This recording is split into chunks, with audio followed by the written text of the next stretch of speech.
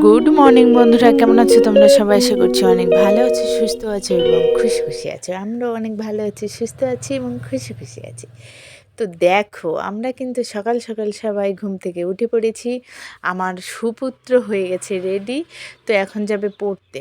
যে দিদিভাই ওকে পড়াতে আছে, মনে হয় কি ওর শরীরটা একটু খারাপ লাগছে। আমাদের বাড়ির পাশেই বাড়ি, তো বলছে মামি একটু ভাইকে পাঠিয়ে দাও না, তার জন্য এখন রেডি সেডি হয়ে গেছে, তাও একটু খেলনাটা নিয়ে খেলে যাচ্ছে। যাই হোক, পুত্র চলে গেল পড়তে। পুত্রের কাজ পুত্র করবে, মায়ের কাজ মাকেই করতে হবে, তাই না? তো মা চলে আসলো রান্না করে, যেটা সকালের কাজ। তো এখানে প্রথমে ফ্রিজ থেকে মাছটা বের করে জলে ভিজিয়ে নিলাম, কারণ এটাকে তো গলতে আধা ঘন্টা সময় লাগবে। যাই হোক, ডিপ ফ্রিজে তো রাখি না, যেহেতু রাত্রি করে আনা পড়ছে আমার, যেহেতু তোমাদের দাদাভাই বাড়ি নেই, তোমরা সবাই জানো। ওই জন্য আমি রাতে মাছ আনি, মাংস আনি, রাত্রিবেলা আনি, এনে ফ্রিজে রেখে দিই, তারপরের দিন রান্না করি। কারণ সকালবেলা আমরা যে টাইমে রান্না করে খাওয়া হয়ে যায়, তারপরে মাছ ওনারা আসে বাড়ির সামনে, তাহলে কি করে মাছ, সেই মাছ কখন নেব, কাটবো, কখন রান্না করব, আমাদের আর মাছই খাওয়া হবে না। যাই হোক, ফাঁকে ফাঁকে সব কাজ করতে হবে। বিছনা টিছনা তোলা হয়ে গেছে আমার অনেক আগেই। তো ওইদিকে মাছ টাছ বের করে আমি একটু আমার বেডরুমটা ঝাড়ু ঠাড়ু দিয়ে পরিষ্কার করে গুছিয়ে রেখে আসলাম। এসে এখানে আমি উনুন ধরিয়ে দিয়েছি, ভাত বসানো হয়েছে। এখানে জাল দিচ্ছি, কিন্তু আজকে যে সরষেগুলো ঝেড়েছি না আমরা, তোমরা দেখেছো, সরষের যে দানার খোসাগুলো হয়, ওইগুলো দিয়ে আমি উনুনে জাল দিচ্ছি, খুব জলে। ওই যে দেখতেই পাচ্ছ, উনুনের কাছে রেখে দিয়েছি, ওরকমভাবে ঠেলে রেখে দিলে আস্তে আস্তে জ্বলতে থাকে। যাই হোক, কাজ করছি। তো তোমরা সবাই কেমন আছো আমাকে কমেন্ট করে অবশ্যই জানিও, আর কে কোথা থেকে ভিডিওটা দেখছো সেটাও বলো। আর রুমা ভার্সেস উৎপল লাইফস্টাইলে জানাই সবাইকে স্বাগতম। সবাই ঝটাঝট চলে আসো, ভিডিওগুলো দেখে নাও। আর কি কিছু বক্তব্য থাকলে অবশ্যই আমাকে জানিও। তো এখানে তো আজকে মাছ রান্না করব, আর মাছটা একটু অন্যরকমভাবে রান্না করব ভেবেছি। মাছের কালিয়া মতো করে রান্না করব, হালকা ঝোল দিয়ে। কারণ আমাদের বাড়ি না সবাই ঝোল খুব পছন্দ করে। তো আর কী করা যাবে, আলু সবজি কোনো কিছুই দেব না, কারণ ছেলে দুটোর না খুব সমস্যা হয়। যে তোমরা শুধু ধরো, আমরা একটু শাক পাতা পছন্দ করি, সবজি টবজি পছন্দ করি, সেইগুলো না ছেলে দুটো খেতে চায় না। ওই জন্য কী আর করা যাবে, অগত্যা ওদের ভাবনাটাও আমাকে একটু ভাবতে হবে। আজকে সম্পূর্ণ রেসিপি হবে আমার দুই ছেলের পছন্দের মতো, যা কিনা যেটুকুই রান্না করব ওরা সব কিছু খাবে। তো দেখো, ওখানে কাঠে ভাত বসিয়েছি, তোমরা দেখতেই পেলে।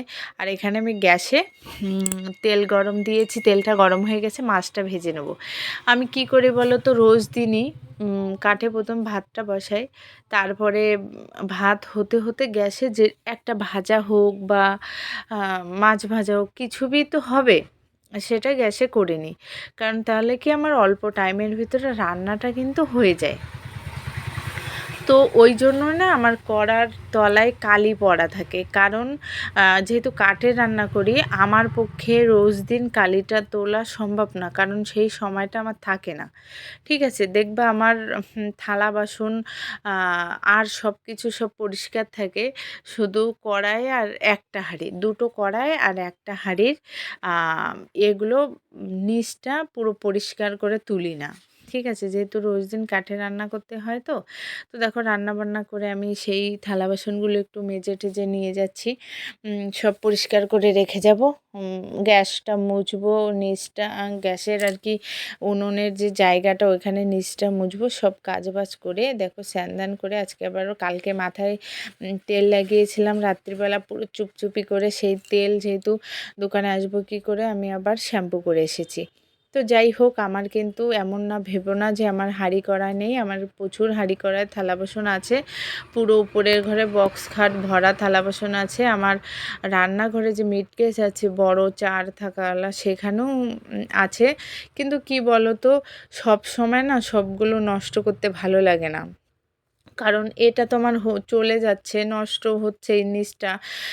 যেহেতু দেখো কেন করি এইগুলো, ওই জন্য আমি ওইভাবে করে নিয়েছি, যে তাহলে হয় কি, আমার কাঠে রান্না করলে গ্যাসটা বেঁচে যায়। যাই হোক, সে পর্ব পরে যাব। এখন দেখো, একেই বলে স্কুল জীবন, জীবনের সব থেকে ভালো সময় স্কুল লাইফ। তো ছেলেকে আমি বইয়ের ব্যাগ রেখে আমার কাছে গেছিলো দোকানে, আমি দিতে আসছি, এখানে পড়েছে ঘন্টা। সব বাচ্চারা ছুটে চলেছে ঘন্টা পড়ার সঙ্গে সঙ্গে। তো এটাই হলো স্কুল লাইফ এবং ভালো আর কি সময়, জীবনের শ্রেষ্ঠ সময় বলবো আমি। আমার কাছে তো তাই মনে হয়, কার কাছে কি মনে হয় জানি না। আর কার কাছে কি মনে হয় আমাকে কমেন্ট করে জানিও। কারণ আমার কাছে সেটাই মনে হয়, জীবনের যে একদম পুরো জন্মের থেকে মৃত্যু পর্যন্ত সবথেকে ভালো সময় স্কুল লাইফটা। শ্রেষ্ঠ সময় বলবো আমি, অবশ্যই বলবো। ১০০ বার বলবো। যাই হোক, আমি তো আবার বাড়ি চলে এসেছিলাম দুপুরবেলা। তো এখানে আমি পুজোটা দিয়ে নিলাম। দিয়ে দেখো এনাকে খাইয়েছি, খাইয়ে ও যাবে বাইরে খেলতে। তো আমার বক্তব্য হলো, তুমি খেলো, মানে আমি তো ঘুম পাড়াই, ঘুমাবে না। রোজ দিন বায়না করে। বাচ্চাদের বায়নার তো কোনো শেষ নেই। কিন্তু ঘুম তো আমাকে পাড়াতেই হবে, না হলে পাড়ায় পাড়ায় ঘুরে বেড়াবে, রাস্তায় রাস্তায় ঘুরবে, আমার টেনশন হয়। তারপরে আরেকটা কথা, রেস্টেরও তো দরকার আছে। সেই সকাল থেকে এই ৩টে ৪টে পর্যন্ত কিন্তু ওরও কোনো রেস্ট হয় না, আমারও রেস্ট হয় না। ওকে ঘুম পড়ার ছুতো না করে আমি ১০ মিনিট ঘুমিয়ে নিই। যাই হোক, দেখো আমি এই শুয়ে আছি আর আমার ছেলে ওই যে খেলছে। কারণ আ ও খেলছিল, কারণ আমি বলেছি, "তুমি আমার পাশে বসে, বসে খেলো, কিন্তু বাইরে গিয়ে খেললে হবে না।" তো ওকে আমি ১০ মিনিট দিয়েছিলাম খেলতে, খেলার পরে ঘুম পাড়িয়ে নিয়েছি। আমি এবার রেডি-সেডি হয়ে গেছি। এই দেখো আমার গাড়িটা এখানে রেখেছিলাম, আজকে ভিতরে নেইনি। আমাদেরই উঠোনের সামনেটা। তো দেখি গাড়িটা নিতে এসে দেখলাম গোলাপে পুরো ভরে গেছে। এটা আমার হলো হাজারে গোলাপ বলে না, সেই গোলাপ। মানে গোলাপ ফুলগুলো ছোট, ছোট হয় কিন্তু প্রচুর হয়। এ দেখো কুঁড়ি হয়েছে কতগুলো, দেখেছো? এই ডালটায় কিছু নেই। এই ডালটা আর হবে না মনে হয় ফুল।